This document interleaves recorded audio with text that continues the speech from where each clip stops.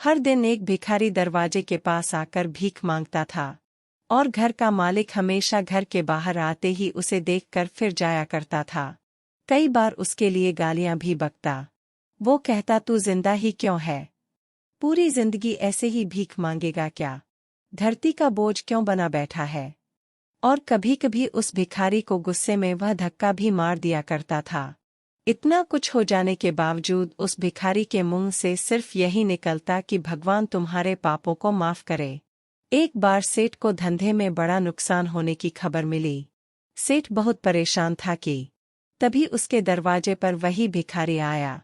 गुस्से में अपना आपा खोते हुए सेठ ने उस भिखारी को पत्थर दे मारा। पत्थर लगने के कारण भिखारी का सर फूट गया और उसके सर से खून बहने लगा।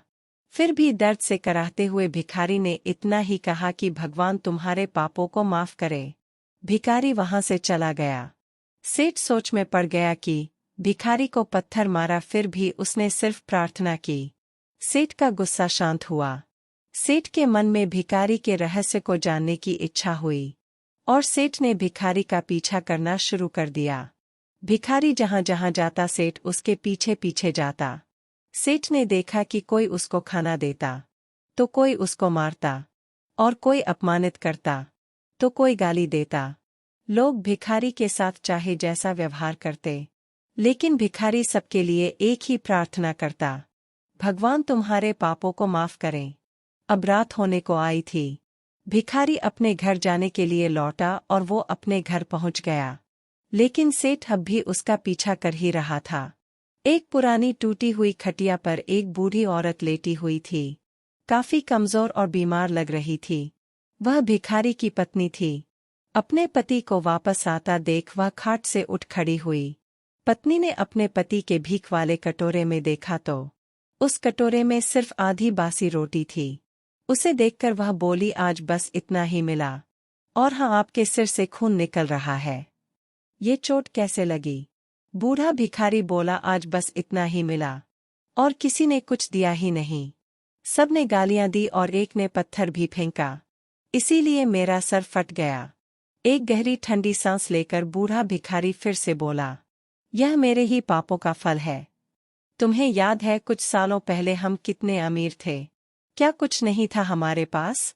हमारे पास हर चीज जरूरत से ज्यादा थी, लेकिन हमने कभी दान नहीं किया और उससे भी बुरा हमने उस अंधे भिखारी के साथ किया जो हमारे द्वार पर भीख मांगने आया करता था।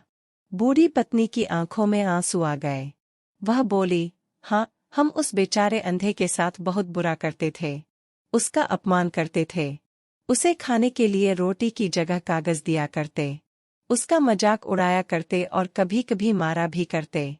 मैंने कभी उसको रास्ता नहीं दिखाया। एक बार मैंने उसके मुंह पर मिट्टी भी फेंकी थी और वह हमेशा दुखी होकर यही कहता कि भगवान तुम्हें तुम्हारे किए की सजा देगा। भगवान तुम्हारे पापों की सजा जरूर देगा। उसका श्राप सच हुआ और हम इस दुख भरी जिंदगी में आ गए। भिखारी बोला, हाँ, उसका श्राप सच हुआ, इसलिए मैं किसी को बद्दुआ नहीं देता। चाहे कोई मेरे साथ कैसा भी बर्ताव करे, मैं हमेशा उसके लिए प्रार्थना करता हूँ। मैं नहीं चाहता कि कोई भी हमारे जैसे जिंदगी का अनुभव करे, किसी को भी हमारे जैसे दुखों का सामना करना पड़े। वो नहीं जानते कि वह कितना बड़ा पाप कर रहे हैं, इसलिए अनजाने में हुए पाप की ऐसी सजा किसी को भी मिले मैं नहीं चाहता। सेठ वहीं पर छुपकर यह सारी बातें सुन रहा था।